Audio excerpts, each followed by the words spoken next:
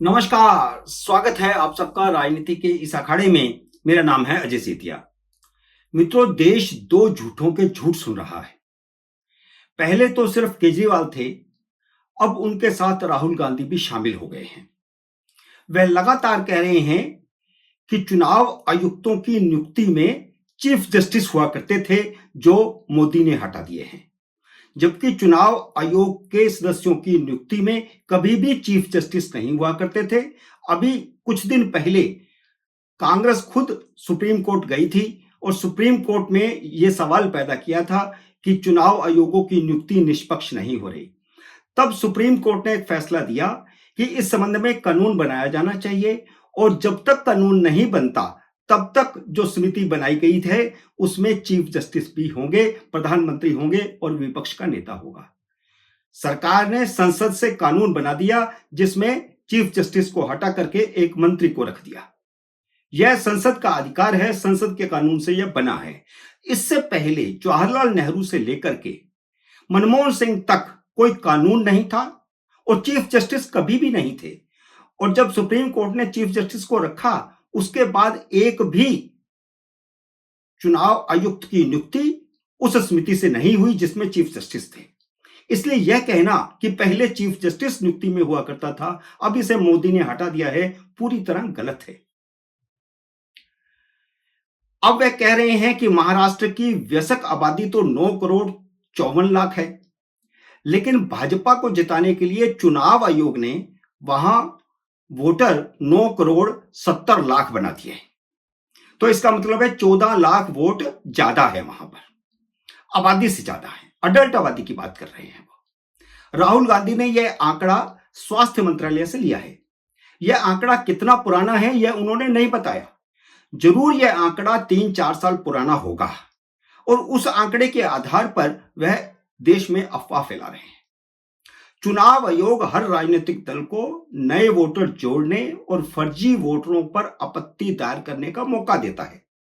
जिस voter list को Rahul Gandhi press conference में और इससे पहले संसद में भी चुनाव आयोग से मांग रहे हैं, वह आयोग की वेबसाइट पर उपलब्ध है, हमेशा उपलब्ध होती है और चुनाव से पहले हर राजनीतिक दल इसे चेक करता है और उसी के आधार पर पर्चियां बना करके वोटरों को देता है, घरों घरों में जाकर के बांटता है। वोटिंग के समय भी हर दल का चुनाव एजेंट मौजूद होता है जो उसी इलाके का रहने वाला होता है। हर राजनीतिक दल उसी इलाके के रहने वाले अपने कार्यकर्ता को चुनाव एजेंट बनाती है ताकि वह वोटर को पहचान सके। अब कांग्रेस के पास वह इंफ्रास्ट्रक्चर नहीं है तो इसमें चुनाव आयोग का क्या कसूर है। अब दूसरे झूठे की बात कर लेते हैं।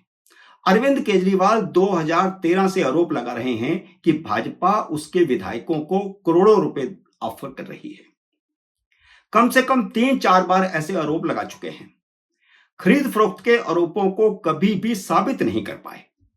इन बेसिर पैर के आरोपों से तंग आकर के 2 साल पहले खुद भारतीय जनता पार्टी ने कोर्ट में केस दायर किया था।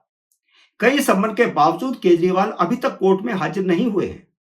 वह आरोप लगाते हैं तो कोई सबूत उनके पास होना चाहिए, कोर्ट में जाकर के सबूत दें, लेकिन वह कोर्ट में जा ही नहीं रहे। जबकि इसी केस में उनकी सह अभियुक्त आतिशी मालिना जमानत पर है। जब आरोप लगाया गया था तो मंच पर आतिशी मालिना भी मौजूद थी, केजरीवाल भी मौजूद थे और दोनों ने आरोप लगाए थे। अब फिर केजरीवाल और संजय सिंह ने आरोप लगा दिया है कि उनके 16 उम्मीदवारों को 15-15 करोड़ रुपए का ऑफर दिया गया है। केजरीवाल को उन 16 उम्मीदवारों का नाम बताना चाहिए ताकि पहले यह तो पता चले कि उनमें से कोई जीत भी रहा है या नहीं। पहले ही 15-15 करोड़ का ऑफर कर दिया। केजरीवाल को उन 16 उम्मीदवारों के नाम इसलिए भी जाहिर करने चाहिए ताकि एंटी करप्शन ब्यूरो उनसे पूछताछ करके भाजपा के उन नेताओं को गिरफ्तार कर सके जिन्होंने 15-15 करोड़ का ऑफर दिया है। भाजपा ने खुद उपराज्यपाल से शिकायत की है कि केजरीवाल के आरोपों की जांच करवाई जाए। कोई आरोपी जिस पर आरोप लगाया गया है वह जांच की मांग करता है, लेकिन भारतीय जनता पार्टी ने उपराज्यपाल को चिट्ठी लिख करके कहा कि अब जांच करवाइए। उपराज्यपाल के आदेश पर एंटी करप्शन ब्यूरो ने 3 टीमें गठित की। एसीबी की जांच शुरू होते ही केजरीवाल, संजय सिंह और सबसे पहले आरोप लगाने वाले मुकेश अहलावत भाग खड़े हुए। पहली टीम अरविंद केजरीवाल के घर सबूत लेने गई, उनसे पूछताछ करे कि आप सबूत दीजिए, आप आरोप लगा रहे हैं। तो केजरीवाल ने टीम को घर में घुसने ही नहीं दिया। यह वही केजरीवाल है जो लोगों को कहते थे कि घूस मांगने वाले का वीडियो बना करके या उसकी आवाज का रिकॉर्ड करके मुझे भेज दीजिए, मैं उसी समय कार्रवाई करूंगा। अब घूस देने वाले का नाम नहीं बता रहे, या जो भी उनके पास सबूत है वह एसीबी को नहीं दे रहे। एसीबी की दूसरी टीम आरोप लगाने वाले आम आदमी पार्टी के विधायक मुकेश अहलावत के घर गई, तो वह टीवी चैनल से खबर मिलते ही भाग खड़े हुए, क्योंकि टीवी चैनल ने बता दिया था कि ये पूछताछ करने के लिए एसीबी की टीम जा रही है। तीसरी टीम संजय सिंह के घर जाने वाली थी कि संजय सिंह खुद एसीबी के दफ्तर ड्रामा करने पहुंच गए। संजय सिंह से एसीबी ने अपने ही कार्यालय में पूछताछ के दौरान उनसे सबूत मांगे, तो उनके पास कोई सबूत नहीं था। संजय सिंह ने एक फोन नंबर दिया है जिस फोन से कथित तौर पर मुकेश अहलावत को कई बार फोन आया था, लेकिन मुकेश अहलावत खुद भाग गए। यह फोन नंबर भी मैं आपको बता देता हूं, यह फोन नंबर है 9971862555। यह नंबर किसी देवेंद्र सिंह के नाम पर रजिस्टर्ड है। मैंने खुद इस फोन नंबर पर कॉल किया तो यह फोन बंद चल रहा है, लेकिन इस फोन के बारे में तो पता चल जाएगा। और निश्चित रूप से बाद में जांच में कहीं यह ना पता चले कि यह नंबर पंजाब के आम आदमी पार्टी के किसी नेता या वर्कर का है, क्योंकि 2013 में पंजाब के आम आदमी पार्टी के कई कार्यकर्ताओं ने एक स्टिंग ऑपरेशन में खुलासा किया था कि केजरीवाल के कहने पर उन्होंने ही खुद को अमित शाह के दफ्तर का आदमी बता करके आम आदमी पार्टी के विधायकों को फोन किए थे।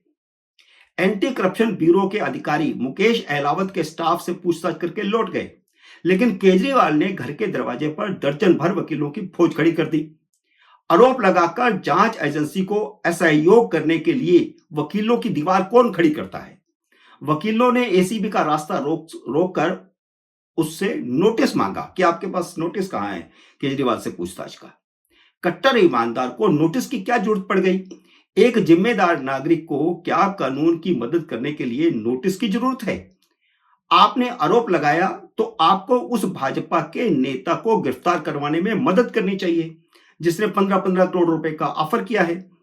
आप तो कानून की मदद करने के बजाय उन भाजपा नेताओं का बचाव कर रहे हैं जो खरीद फरोख्त करके या करवा रहे हैं, जबकि भाजपा खुद पूछ रही है कि वह उन नेताओं का नाम बताए जिन्होंने ऑफर किया है। लेकिन आप तो एंटी करप्शन ब्यूरो को सहयोग करने की बजाय ड्रामा कर रहे हैं।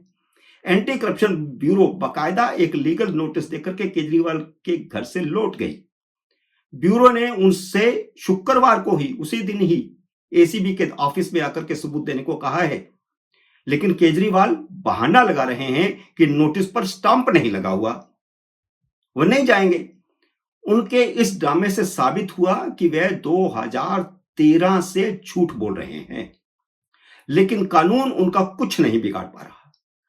अगर वह सबूत नहीं देते हैं तो केजरीवाल, संजय सिंह और मुकेश अहलावत के खिलाफ झूठी अफवाह फैलाने के आरोप में एफआईआर दर्ज होनी चाहिए और तीनों को गिरफ्तार किया जाना चाहिए। शनिवार को नतीजों के बाद अगले हफ्ते केजरीवाल की कई केसों में गिरफ्तारी तय है। देश के गृह मंत्री अमित शाह पर झूठे आरोप लगाकर केजरीवाल बच नहीं सकते। मित्रों, उम्मीद है मेरा यह वीडियो आपको पसंद आया होगा। इसे लाइक और शेयर कीजिए। अगर आपने मेरे यूट्यूब चैनल को अब तक सब्सक्राइब नहीं किया तो कृपया सब्सक्राइब करके अपना आशीर्वाद दीजिए। जल्दी मिलते हैं अगले वीडियो में किसी अन्य विषय के साथ। तब तक नमस्कार।